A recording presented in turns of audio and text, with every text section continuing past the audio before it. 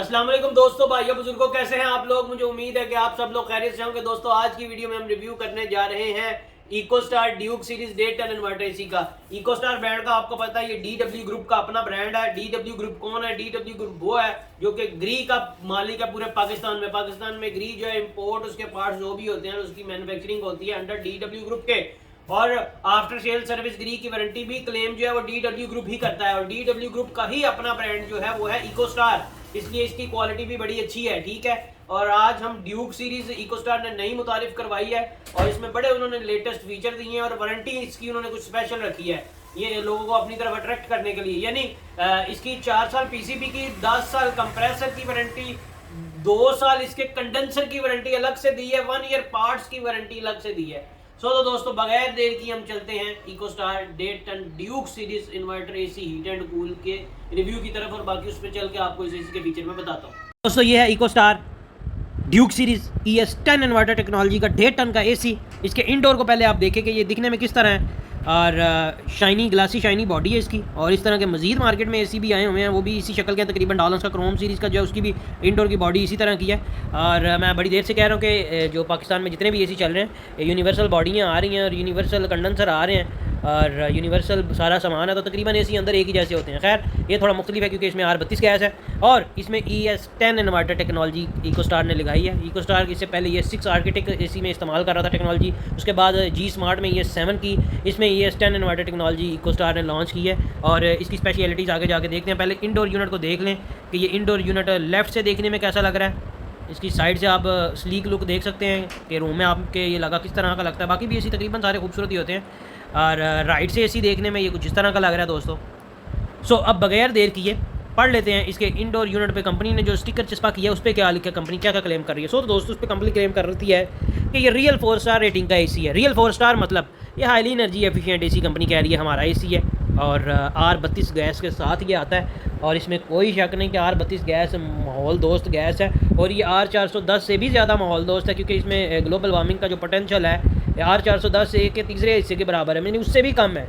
ठीक है, माहौल दोस्त इसलिए इसे कहा और इसीलिए कि ये गैस जो है इस वक्त हिटाची भी यूज़ कर रहा है। लेटेस्ट एसी जितने भी ज़्यादातर लॉन्च हो रहे हैं थाईलैंड वगैरह में, उधर ये R32 गैस मित्सुबिशी भी इस्तेमाल करनी शुरू कर दी है। और बाकी इंशाल्लाह जो है मैं आपको फिर किसी वीडियो में या इस वीडियो के एंड पे आपको बता दूंगा या फिर नेक्स्ट टाइम इंशाल्लाह किसी वीडियो में बताऊंगा कि R32 गैस अक्सर यूनिट जो ब्लास्ट कर रहे हैं क्यों कर रहे हैं, इसकी रीज़न्स क्या हैं। तो इसकी रीज़न्स ये हैं कि भाई जो है बंदे जो हैं जो कंपनी की तरफ से ज़्यादा ट्रेंड याफ्ता नहीं है, आम बंदे को इसका पता ही नहीं, इस गैस का हेड प्रेशर ही बहुत ज़्यादा है और भी बड़ी वजूहत है इंशाल्लाह नेक्स्ट डिस्कस करेंगे। खैर, और कंपनी कहती है दोस्तों इसमें wifi ready with USB connectivity है, यानी कि इसमें आप डोंगल लगाएंगे तो इसमें वाईफाई चल जाएगी। ठीक है, डोंगल के साथ गोल्ड फिन इंडोर में भी आउटडोर में भी गोल्ड फिन है दोस्तों। एनवायरनमेंट प्रोटेक्ट कोटिंग की गई है इसके जो है इंडोर और आउटडोर के कंडेंसर में। 4D एयर फ्लो, दाएँ से बाएँ भी एयर फ्लो देगा। और क्लीनिंग, सेल्फ क्लीनिंग एवेपोरेशन, और ये तो गोंगलों से मिट्टी झाड़ने वाला है ना सारा। सेल्फ क्लीनिंग कभी भी सेल्फ क्लीनिंग पे ना रहे, ये नहीं कि 6 महीने साल चलाया इसे सेल्फ क्लीनिंग लगाया तो नहीं, इसे बॉडी उतार के इसे सेंट्रल सर्विस करवाएं, खोल के वॉश करवाएं, चाहे ना उतराए यूनिट। कंडेंसर को प्रेशर वाले पानी से इंडोर आउटडोर को वॉश करवाना चाहिए और उसके जो ब्लोर है उसे, ये इसी वजह से एसी सही चलेंगे क्योंकि इससे भी अगर आपके एसी चोक हो जाए इससे भी हेड प्रेशर बढ़ जाता है कंप्रेसर पे और बड़ा एक लंबा अरसा चले तो इसमें भी खुदा ना खासा बड़े रेयर चांसेस होते हैं उससे भी ब्लास्टिंग होती है। वो भी इंशाल्लाह मैं नेक्स्ट बताऊंगा। लेबिरिंथ PCB डिज़ाइन माशाल्लाह। इसमें अभी दोस्तों कंपनी कह रही है कि इसमें उन्होंने जो PCB लॉन्च करवाई है ना, PCB किट, ये अक्सर मेरी पिछले दिनों चैंगोंग और बच्ची के एसी की भी ख़राब हो गई थी किट।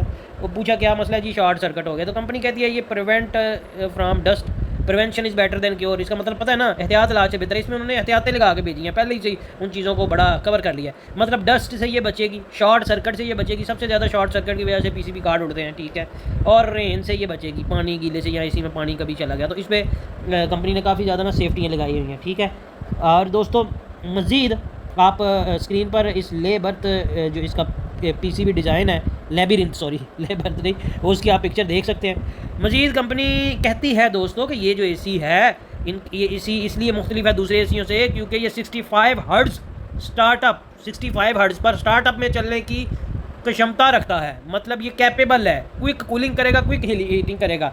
क्यों? इसके अलावा जितने भी पाकिस्तान में एसी हैं वो 50 हर्ट्ज़ पे चलते हैं। साइड पे आपने टेक्निकल स्पेसिफिकेशन पे अक्सर नीचे छोटा सा लिखा होगा 50HZ। अब ये है क्या? अब दोस्तों ये जो 65 हर्ट्ज़ इसकी उन्होंने फ्रीक्वेंसी रखी है कि स्टार्टअप पे ही ये 65 हर्ट्ज़ पे ऑपरेट करेगा, इसका मतलब है कि ये 50 हर्ट्ज़ जो स्पीड होती है कंप्रेसर के चलने की, उससे 25% ज़्यादा है इसकी होगी, उससे 25% ज़्यादा इसकी होगी। जैसे कि 1500 के आरपीएम पे मोटर चलती है 50 हर्ट्ज़ की ना, तो ये 60 हर्ट्ज़ की इसकी जो मोटर है, ये 65 हर्ट्ज़ की इसकी जो मोटर है, ये 1900 के आरपीएम पे चलेगी। ठीक है, इसकी जो फ्रीक्वेंसी है वो बेहतर होगी, इससे ये ज़्यादा एनर्जी एफिशिएंट होता है। और ये क्यों है? क्योंकि इसमें R32 गैस है, इसका हेड प्रेशर R410 से भी ज़्यादा है। और वो अलग बात है कि R32 वाले जो जितने भी AC आ रहे हैं, इनके आउटडोर में जो कंप्रेसर है उसकी वाइंडिंग जो है वो सिल्वर की होती है, चाहे वो हायर है। ठीक है, क्यों? इनका हेड प्रेशर उससे भी ज़्यादा होता है। ठीक है, और मज़ीद दोस्तों, प्रिसाइज ऑल टेम्परेचर कंट्रोल, इसमें प्रिसाइज टेम्परेचर कंट्रोल है up to 0.1 with improve sensing accuracy. मैं आपको ग्री वाली वीडियो में अक्सर बता चुका हूँ कि प्रिसाइज टेम्परेचर कंट्रोल क्या है। और दोस्तों, self diagnosing and leakage detection है। यार AC आपको सादा लफ्ज़ों में बता देगा कि तुम्हारे AC गैस घट गई, ये गैस लीक हो रही है किधरों, AC खुद सेंस करके बता देगा, इसका ये मतलब है। ठीक है, सुपीरियर रिमोट कंट्रोल डिज़ाइन है दोस्तों। कंपनी कहती है कि इस AC के साथ उन्होंने जो रिमोट भेजा है उसका सुपीरियर डिज़ाइन है। स्क्रीन पे आप देख भी सकते हैं, काफ़ी बड़ा रिमोट है और लार्ज LCD है। मगर इस तरह के और भी ACयों के साथ तो मैंने तो देखे भाई। IPX5 वाटर प्रूफ रेटिंग है, यानी गीले वगैरह हाथ लगेंगे तो ये जल्दी ख़राब नहीं होगा। फुल वाटर प्रूफ नहीं है, सिर्फ IPX5 की रेटिंग है, मामूली सी। बिल्कुल राइट साइड पे इसका टेक्निकल स्पेसिफिकेशन स्टिकर लगा है दोस्तों। इधर आ गए हैं हम, तो इधर देखते हैं जी क्लाइमेट क्लास T1 है। ओके, और इधर बड़ी हैरानकुन चीज़ है, इसके इकोस्टार के पहले भी जो मॉडल थे ना दोस्तों, यानी ये जो मॉडल ये निकाल रहे हैं, कुछ आइडिया से बना रहे हैं, कुछ और भी कंपनी हैं जो बना के नहीं दे रही हैं, सभी बनना चल रहा है। बहरहाल इसकी जो कूलिंग कैपेसिटी है दोस्तों, ये 20,132 BTU है, ज़्यादा से ज़्यादा हाई, यानी कि ये AC 1.5 टन का नहीं है सर, ये 1.67 टन का भी बन जाता है टर्बो मोड पे। ठीक है, नॉर्मली ये 18,084 BTU ही छोड़ता है, यानी 1.5 टन का ये AC है। और 4436 BTU कम से कम ये फेंकता है, यानी कि ये जितने भी ACयों की साइड पे ये लिखा आता है ना, लो वोल्टेज पे भी वो ऑपरेट करते हैं, कन्फर्म बात है। इसलिए ये जब BTU इधर उधर होते हैं ना, एनर्जी एफिशिएंसी रेशो डिपेंड ही जो है ना BTUs पे कैलकुलेशन करे तो एग्जैक्ट आती है। इसलिए ये जब कम पे वर्क कर रहा होगा तब एनर्जी एफिशिएंसी रेशो कुछ और होगी, जब ज़्यादा पे कर रहा होगा तब कुछ और होगी। ये मैं सेटिंग आपको बड़ी पुरानी समझा चुका हूँ, अब आप तक आपको समझ आ जानी चाहिए। ठीक है, मैक्सिमम दोस्तों ये जो AC है ये 9.3 एम्पेयर लेगा, और नॉर्मली ये 7.5 एम्पेयर लेगा, और कम से कम ये 2.2 एम्पेयर पर वर्क करेगा जब ये 4436 BTU की कूलिंग फेंक रहा होगा, यानी अच्छी खासी कूलिंग है, वो भी इतनी बुरी नहीं है। और इसका DB रेट 57 है, और ये आपको पता है पाकिस्तानी में जितने भी लोकल चाइनीज़ ब्रांड है चाहे वो ग्री है, इनके DB रेट ख़राब ही होते हैं, मतलब ज़्यादा बेहतर इंपोर्टेड के होते हैं, वो बहुत साइलेंसली चलते हैं, वो तो टेस्ट होके आते हैं उन कमरों में से जहाँ माइक वगैरह लगे होते हैं भाई। ठीक है ना, इंडोर का वेट 11.5 किलो है दोस्तों, आउटडोर यूनिट अवेलेबल नहीं है, जिस दिन पैकिंग खुलेगी या किसी और के रिव्यू में आप लोग देख लीजिएगा। इस तरह का वो भी जिस तरह के TCL के आम आ रहे हैं उसी तरह का इसका भी आउटडोर है करंट। ये दोस्तों इस इकोस्टार ड्यूक सीरीज़ का आउटडोर यूनिट के टेक्निकल स्पेसिफिकेशन का स्टिकर है दोस्तों। तो ये इसकी इधर भी टेक्निकल स्पेसिफिकेशन देखिए, इसका पावर जो है ये 2400 वाट पे ये यूनिट बना हुआ है, यानी मैक्सिमम पावर है 2400 वाट। 2 टन यूनिट जो है ना मित्सुबिशी का इन्वर्टर वो इस कैपेसिटी पे बना होता है 2400 वाट, यानी अच्छी खासी कूलिंग अच्छे खासे बड़े कमरे को भी कवर कर जाएगा। 1 किलो 300 ग्राम इसमें गैस डलेगी, और आउटडोर यूनिट का जो वेट है वो है 28 किलो। ठीक है दोस्तों, और बाकी ओवरऑल इसके जो BTUs हैं वो मैं आपको इंडोर की टेक्निकल स्पेसिफिकेशंस में बता चुका हूँ। मैक्सिमम ये 12 एम्पेयर तक जाएगा, शार्प 2 टन भी मैक्सिमम 12 एम्पेयर तक जाता है, कैनो D स्मार्ट 1838 भी उधर तक ही जाता है।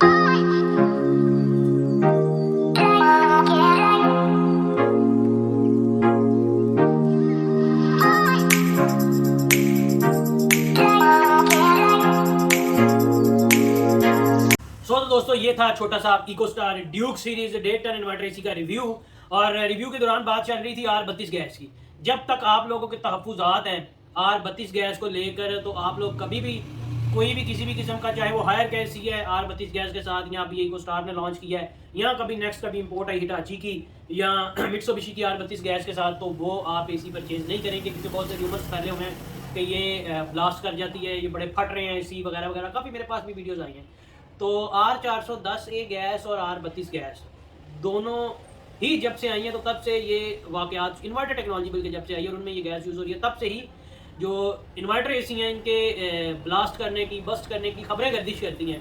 तो ये गैसें बिल्कुल भी बुरी नहीं हैं, दोनों माहौल दोस्त गैस है R32 गैस, बल्कि इससे भी बेहतर बनाई है उन्होंने R410A से, क्योंकि उससे भी ज़्यादा इको फ्रेंडली है। हालांकि R410A भी बहुत ज़बरदस्त है, मगर R32 का प्रेशर R410A से भी ज़्यादा उसका हेड प्रेशर है, ठीक है। इसलिए वो R32 गैस जो है ये ज़्यादा एनर्जी एफिशिएंट है। इसका प्रेशर चूँकि ज़्यादा कम बिजली लगेगी तो ये आपको कूलिंग भी अच्छी देगी, ज़्यादा देगी, बिजली भी कम इस्तेमाल होगी।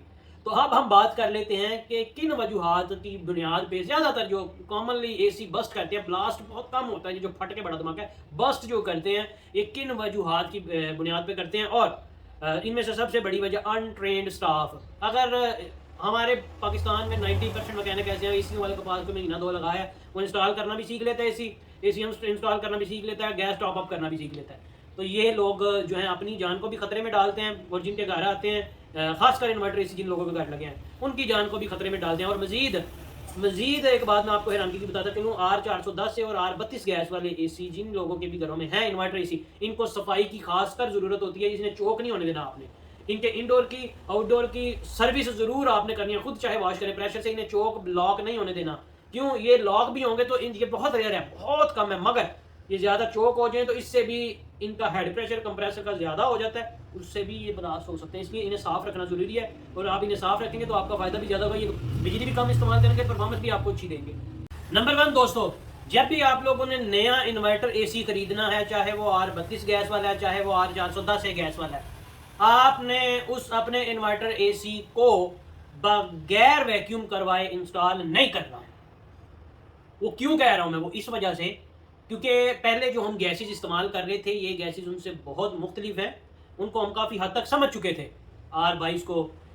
और ये जो गैसेस हैं R32 और R410A, ये जब आपके यूनिट में वर्क करेंगी तो इनका बिहेवियर, अकेले जब ये वर्क करेंगी तो इनका बिहेवियर बिल्कुल ही मुख्तलिफ होगा। ये एनर्जी एफिशिएंट होंगी, परफॉर्मेंस आपको उनसे बहुत बेहतर देंगी, हर लिहाज से ओजोन फ्रेंडली हैं। और जब इन गैसों के साथ नाइट्रोजन मिली होगी, जब इन गैसों के साथ नाइट्रोजन मिल के सिस्टम में वर्क करेगी तो इनका बिहेवियर एकदम से चेंज हो जाएगा। चेंज क्या होगा? आपके एसी की परफॉर्मेंस भी अच्छी नहीं आएगी, क्योंकि उसमें एयर मौजूद होगी दोस्तों। और आपको पता है कि नाइट्रोजन का जो हेड प्रेशर है वो तकरीबन 2500 से 3000 पाउंड तक होता है, और उसे कंप्रेसर जो है वो कंप्रेस नहीं कर पाएगा। होगा क्या? जो रेफ्रिजरेंट होगी, लिक्विड फॉर्म में कंट्रोलिंग डिवाइस से गुजरती है, जिसे हम कैपिलरी कह सकते हैं, या एक्सपेंशन वाल्व हो सकता है, और जो नाइट्रोजन है वो गैस फॉर्म में रहेगी। फिर वहाँ पे एयर ब्लॉक होती है, जिसकी वजह से हेड प्रेशर बढ़ सकता है। और आपको पता है कि रोटरी कंप्रेसर में ऊपर वाले डोम में सारा हेड प्रेशर होता है। समझ आ गई भाइयों? इसका मतलब है आप लोगों ने जब भी नया एसी इंस्टॉल करना है, किसी भी सूरत में एसी को बगैर वैक्यूम किए इंस्टॉल नहीं करना। और बहुत से भाइयों के सवाल आते हैं कि वैक्यूम कितनी देर किया जाए? तो वैक्यूम कर रहे हैं, वैक्यूम 10 मिनट करें, 15 मिनट करें, कब सही वैक्यूम होगा, कब कैसे पता चलेगा? भाई माइक्रोन मीटर आते हैं और मीटर मार्केट में है, उससे वाज़ह पता चल जाता है कि आपका एसी सही से वैक्यूम हो गया है। क्योंकि ये मशीन टू मशीन डिपेंड करता है। अगर आपका अच्छा पंप है तो वैक्यूम 10 मिनट में भी हो जाएगा। अगर पंप अच्छी क्वालिटी का नहीं है तो वो आधा घंटा भी ले सकता है, घंटा भी ले सकता है, ठीक है। तो ये vacuum pump to pump depend करता है। दूसरा, जब गैस रिचार्ज भी आपकी गैस करवानी है आपने, तो तब भी आपने अपने एसी को वैक्यूम करवाना है। कभी भी अपने एसी को टॉप अप नहीं करना। R22 गैस में टॉप अप कर लेते थे, यानी थोड़ी गैस कम 50% है तो मजीद आधी भर के तो टॉप अप कर लेते थे। और इसमें आ जाती है लालच। जब लालच आती है तब इंसान मरता है। कभी भी इन्वर्टर एसी की जब गैस कम हो तो उसको टॉप अप ना करें। टॉप अप मतलब कि उस थोड़ी गैस को थोड़ा सा और भर के तो उसे फिल ना कर दें, उससे एसी की कूलिंग के रिजल्ट भी ख़राब आएंगे, ठीक है, और आप ख़तरे में भी हैं, ख़तरे की घंटी बज जाएगी। आपको क्या करना है? आपने पूरी गैस उसकी निकलवानी है, एसी को वैक्यूम करवाना है, दोबारा वैक्यूम करवा कर गैस चार्ज करवानी है। और गैस चार्ज कैसे करवानी है? हर एसी के आउटडोर यूनिट पे मेंशन होता है कि इस यूनिट में कितनी गैस चाहिए, यानी 900 ग्राम चाहिए, 1000 ग्राम चाहिए, 1 किलो, 100 ग्राम चाहिए, वो वाज़े उधर मेंशन होता है। तो गैस हमेशा तोल कर चार्ज करें और स्लोली चार्ज करें। अगर तो यूनिट पुराना है तो स्लोली चार्ज करेंगे, उसमें कोई और भी मजीद फॉल्ट है कोई भी, तो वो भी मैकेनिक की पकड़ में आ जाता है। और इस तरह से जब आप तोल के गैस चार्ज करेंगे दोस्तों, तो आपको उस एसी का बैक प्रेशर देखने की भी ज़रूरत पेश नहीं आएगी, क्योंकि इन्वर्टर एसीओं में कभी भी बैक प्रेशर एक जैसा नहीं रहता। अगर हाई स्पीड पे चल रहा है तो बैक प्रेशर 30 होगा, कभी 40 दिखाएगा। अगर लो स्पीड पे चल रहा है तो बैक प्रेशर 120 दिखाएगा, 130 दिखाएगा, क्योंकि इसका कंप्रेसर जो है वो वेरिएबल स्पीड के साथ चलता है। पीसीबी के साथ इसकी स्पीड को आप लोग कंट्रोल कर सकते हैं। और ये आपने ध्यान में रखना है कि आपका जो मैकेनिक है वो साथ में विंग स्केल लेके आया, आपके सामने गैस को तोल रहा है, तोला हुआ है उसने, और वो चार्ज कर रहा है। यानी उस पर आप वो लटका ले और पहले उसका वेट लिख ले, इतनी गैस है इसमें और इतनी चली गई है। और कुछ मैकेनिक ये करते हैं कि वो गैस ही आम बड़े सिलेंडर में 1-2 हज़ार रुपये की गैस ले आते हैं। उससे क्या होता है, वो लिक्विड कम आता है, गैस ज़्यादा आती है, वो भी सही चार्ज नहीं होती। हमेशा फुल बड़े सिलेंडर से गैस चार्ज करवाएं, आपकी एसी की परफॉर्मेंस तब भी अच्छी रहेगी। और जब भी कभी आपके एसी में गैस कम हो तो जो लड़का गैस चार्ज करने आएगा आप उसे बुलाएंगे तो कभी भी वो आकर डायरेक्ट गैस चार्ज करके नहीं जाएगा। अगर समझदार होता है तो वो पहले हमेशा लीकेज चेक करते हैं, एसी को प्रेशर दे के देखते हैं। और जब भी आप प्रेशर दें एसी को लीकेज चेक करने के लिए या फ्लशिंग वगैरह के लिए भी, तो हमेशा डबल स्टेज रेगुलेटर इस्तेमाल करें। उससे डिस्पर्स अच्छा होता है, उसका कंट्रोल अच्छा होता है और मैक्सिमम 150 के प्रेशर तक हम हर किस्म की लीकेज चेक कर लेते हैं। तो आपने याद रखना है कि आपने हमेशा डबल स्टेज रेगुलेटर इस्तेमाल करना है फ्लशिंग और लीकेज टेस्टिंग के लिए। इसी तरह कैपिलरी का इस्तेमाल नाइट्रोजन चार्ज करने के लिए बिल्कुल नहीं करें। ये तो दोस्तों बात होगी एसी को इंस्टॉल करते हुए भी, एसी की गैस कम हो गई है तब भी हमने वैक्यूम करना ही करना है। और अगर जब कभी एसी को उतारने का टाइम आता है, किसी को एसी आपने सेल करना है तो टेक्नीशियन आया, आपने उसे कहा भाई इसकी गैस लॉक कर दो, ठीक है, गैस लॉक करके एसी उतार दो ताकि अगले को बेचे, वो जाकर लगा ले एसी घर जाकर अपने। तो उसके लिए क्या करना होता है, उसके लिए ये करना होता है कि एसी की जो गैस है उसे पंप डाउन करना होता है। तो कभी भी किसी भी इन्वर्टर एसी को बगैर सोचे समझे पंप डाउन नहीं करें। कारीगर आजकल के क्या कर रहे हैं, उसी तरह पहले ही की तरह जी एसी को 16 पे चलाएं और पीछे से वो गैस लॉक कर देते हैं, पंप डाउन कर देते हैं और चल रहा है फिलहाल, कामयाबी से उतार के भी ले जाते हैं। खुदा न खास्ता कभी ऐसा हो क्योंकि आपको पता है कि इसका बैक प्रेशर कभी भी एक जैसा नहीं होता है इन्वर्टर एसी का, ये वेरिएबल स्पीड के साथ चलता है। तो उस वक्त अगर आपका कंडेंसर किसी गर्म साइड पे हो या धूप वाली साइड पे हो तो उस जगह उसका प्रेशर ज़्यादा होगा, ठीक है। तो आप उधर से पंप डाउन किया हो आपने और आप कंप्रेसर को ऑन कर दें और उस वक्त कंप्रेसर जो है चल रहा हो 4-5 हज़ार आरपीएम की स्पीड पे, तो समझ लें कुछ भी मुमकिन है, आपको जान के गाले पड़ गए हैं। हर इन्वर्टर एसी को पंप डाउन करने का मुख्तलिफ तरीका है, हर इन्वर्टर एसी को बाकायदा आप कंपनी से पूछें कि इसे पंप डाउन कैसे करना है। बहुत ही लो फ्रीक्वेंसी पे रख के भी पंप डाउन नहीं करना, बहुत हाई पे भी नहीं करना, ये आपको कंपनी बताएगी या आपके पास यूज़र मैनुअल बुक आती है उसमें बताया होगा कि किस तरह इस एसी को किस फ्रीक्वेंसी पे रख के पंप डाउन करना है। तो दोस्तों ये थी आज की वीडियो और आज की वीडियो देखकर आपको बिल्कुल अब समझ आ गया होगा कि R410 और R32 गैस वाकई ही माहौल दोस्त इको फ्रेंडली गैस है। मगर अनट्रेंड बंदे, जब भी अनट्रेंड स्टाफ अनट्रेंड वे में आएगा, इनके साथ छेड़छाड़ करेगा तो आपको किसी भी खुदा न खास्ता इस तरह के हादसे को फेस करना पड़ सकता है। बहुत शुक्रिया आपका वीडियो देखने का दोस्तों, वीडियो आगे बहुत लंबी हो गई है। अल्लाह हाफिज़।